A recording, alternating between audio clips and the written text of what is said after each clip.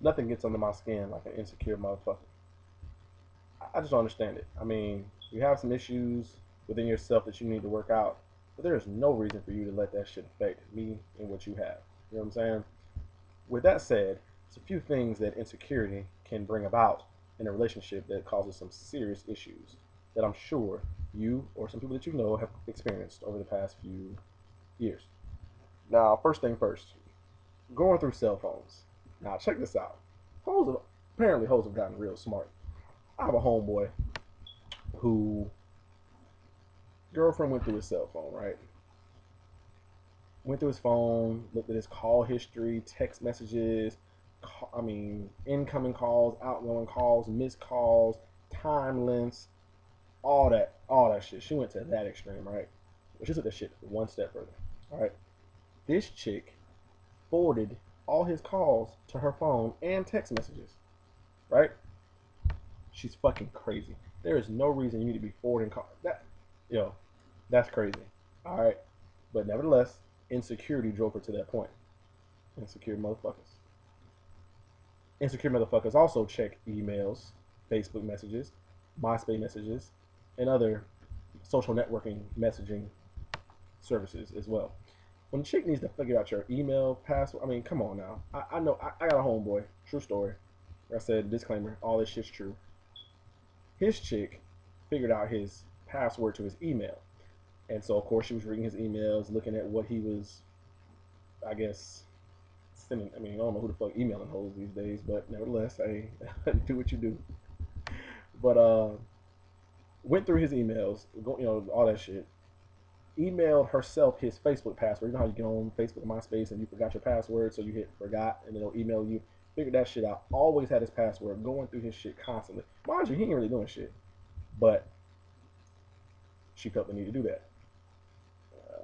That's insecure motherfuckers.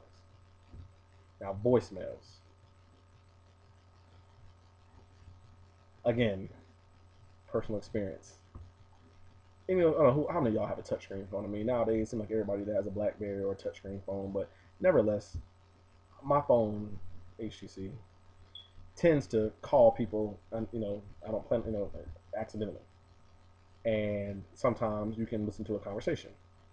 Sometimes if you don't answer the phone, you may end up listening to a long voicemail of nothing, me riding in a car, me whatever. And usually people just, I know it's happened to me before. People have called me, and by accident, I listen to the voicemail. I don't listen to voicemail usually, so for those watching that call me, don't leave me no voicemail because I'm not gonna listen to that shit.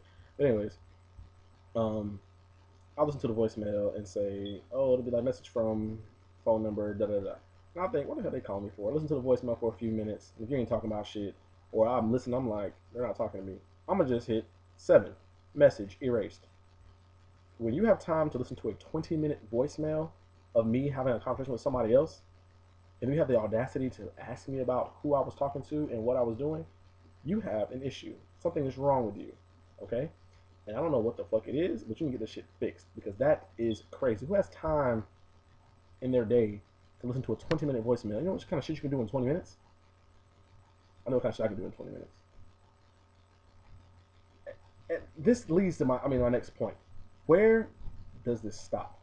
And it doesn't, because see, what people don't realize is when someone goes through your phone and forwards this, and then it leads to them checking your email and Facebook and etc., and then it leads to them checking your voicemail, and it leads to them wanting to go through this and go through that. At the end of the day, once they're convinced that you're doing something, they're convinced that you're doing something, and they're gonna keep looking. It's not gonna stop. So when a bitch goes through your shit, tell them to get the fuck out and leave you the fuck alone, because guess what? They're not going to stop.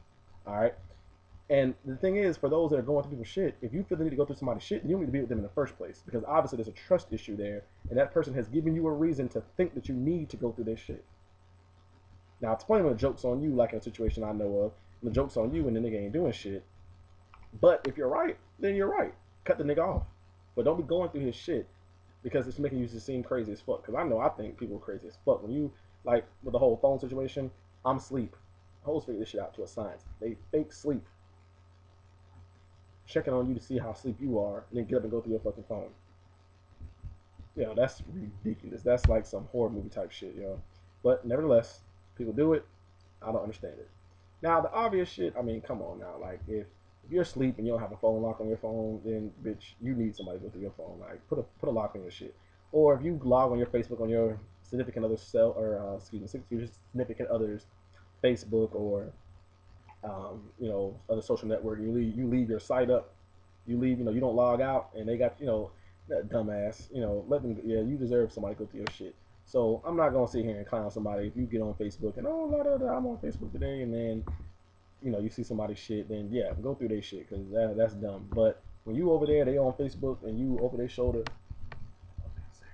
something's wrong with you. Okay. So with that said, don't give them bitches no second chance. You catch somebody going through your shit, cut their ass off like G shit because obviously they have an issue. And trust me, whatever they say, I'm never gonna do it again. It's like getting beat on. Once a nigga punching your shit one time, they're gonna keep punching your shit. Once somebody goes through your shit, they're gonna keep going through your shit. Till next time, take it easy.